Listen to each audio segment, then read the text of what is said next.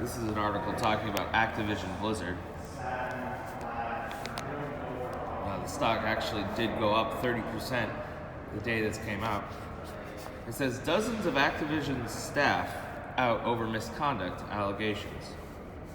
Activision Blizzard Incorporated has fired or pushed out more than 36 employees and disciplined about 40 others since July as part of efforts to address allegations of sexual harassment and other misconduct at the video game giant, according to people familiar with the situation.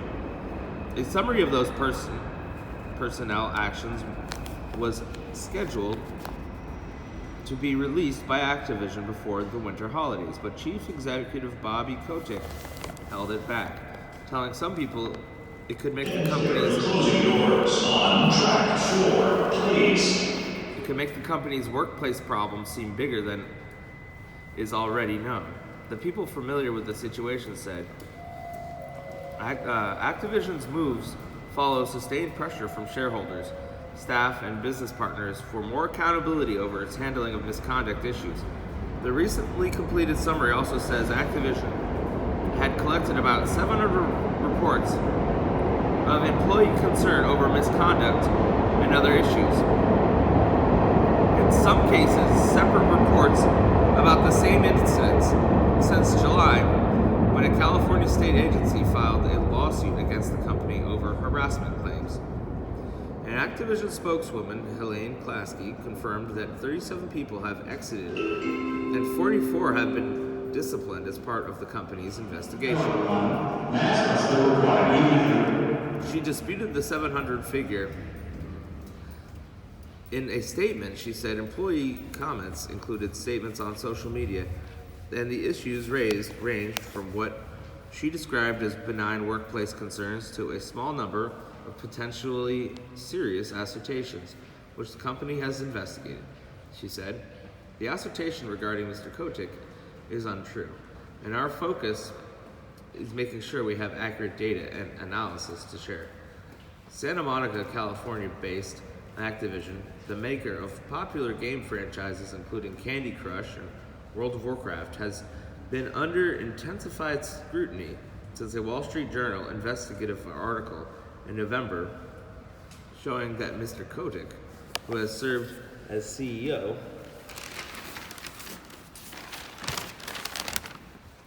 for more than 3 decades, didn't inform the board of sexual misconduct allegations that he was aware of, including rape against managers across the company. The November 16 article, citing interviews and internal documents, also detailed misconduct allegations against Mr. Kotick, including when an assistant complained in 2006 that he had threatened in a voicemail to have her killed. Activision has said the journal's reporting gave a misleading view of the company, and its CEO, Mr. Kotick, has said he was transparent with his board, which issued a statement supporting him. An Activision spokeswoman has said that he wouldn't have been informed of every report of misconduct, and that Mr. Kotick regrets the alleged incident with his assistant. Activision also is facing regulatory probes into its culture and its handling of harassment allegations from the Securities and Exchange Commission and the California Department of Fair Employment and Housing, which filed the July lawsuit against it in Los Angeles Superior Court. The company has disputed the California agency's allegations and said it is cooperating with the SEC. In September, Activision said it had agreed to a settlement with the Equal Employment Opportunity Commission over sexual harassment and other misconduct claims at the company. That agreement awaits approval by a judge. After questions from the Journal in October, Activision outlined a series of changes, including a zero-tolerance harassment policy and an end to mandatory arbitration for harassment and discrimination claims. In December, Chief Operating Officer Daniel Allegre wrote in a staff letter that Activision was committed to increasing the share of women and non-binary employees by 50% within the next 5 years to more than 1/3 of the total, and to being more transparent about workplace issues. One of the key areas of feedback has been the need to share more information openly as a company, the letter said. As described in the unreleased summary, company officials led by Francis Townsend, Activision's chief compliance officer, have also worked to remove employees they have determined to be guilty of bad behavior, according to the people familiar with the situation. The data compiled by Activision show it had so far reviewed more than 90% of the approximately 700 employee reports it had collected. According to the people, the Journal's November article reported that Activision had received more than 500 reports of workplace misconduct and other issues since the California agency's July lawsuit, a figure Ms. Klasky disputed in her Friday statement. The summary doesn't detail specific incidents. Among cases it tallies was one in which a pair of employees together solicited colleagues for inappropriate sexual behavior. The people said Activision learned of the misconduct in October and fired the pair soon after. According to the people, the Activision spokeswoman confirmed the company terminated the two people within weeks of the initial notice to us. In a letter to employees made public in October, Ms. Townsend said Activision had exited 20 employees and another 20 had faced disciplinary action. We know there's a desire to know about the outcome when misconduct is reported, Ms. Townsend wrote. Sometimes there are privacy reasons we can't share. But where we can, we will be sharing more information with you. We will also be providing you regular aggregate data about investigative outcomes.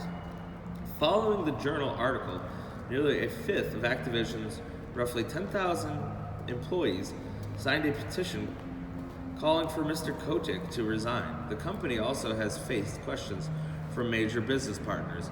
This month, toy company Lego AS said it paused the planned release of a product line based on Activision's Overwatch franchise and is reviewing its partnership with Activision due to concerns about the progress being made to address continuing allegations regarding workplace culture. Please don't pull us up and help keep New York City moving.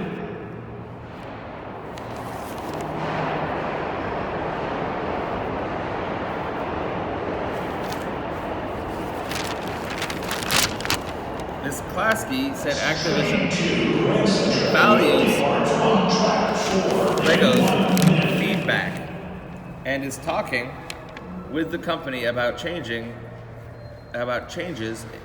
it is making. Activision's share price is down nearly 30% since the first regulatory investigation was made public in late July, a period in which the NASDAQ Composite Index rose by a few percent. Investors have called and written to the company and its directors in recent weeks expressing concerns about Activision and its board's handling of misconduct allegations, and about the independence of the board in general, according to people familiar with the communications and to correspondence viewed by the Journal.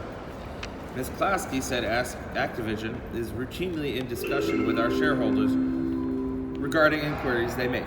Fidelity International, a UK-based investor, sent a letter to Activision chairman Brian Kelly calling for an independent review by an outside law firm and saying the board should consider placing Mr. Kotick on administrative leave while that happens.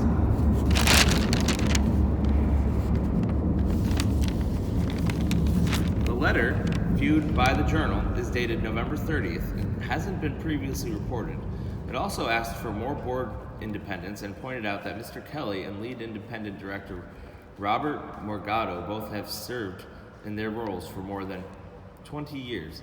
The letter warned that Fidelity International, which owns about 0.6% of Activision, according to FactSet, would divest shares or enlist the support of other shareholders if its concerns weren't appropriately addressed. Messrs. Kelly and Morgado didn't respond to requests for comment. The Fidelity International spokeswoman declined to comment. Fidelity International operates separately from the similarly named U.S. investment firm. Activision's board has stood by Mr. Kotick with directors telling some investors that he is the right person to lead the company and pointing to the initiatives taken to change its culture. According to the people familiar with the investor communications, in late November, the board made public the formation of a workplace responsibility committee made up of 2 independent directors to improve workplace culture and eliminate harassment and discrimination.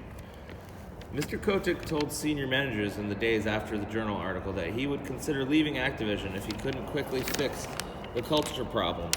The Journal reported, Ms. Klasky said Friday, the board's support for Bobby is unchanged, and it is pleased with the commitment and leadership Bobby has demonstrated so far in implementing changes.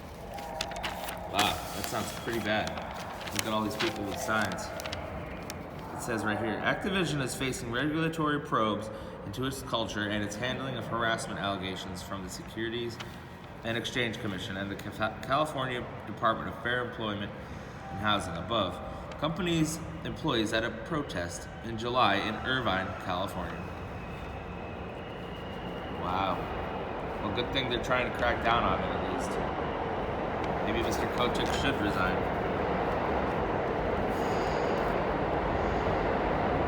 All right, have a blessed day.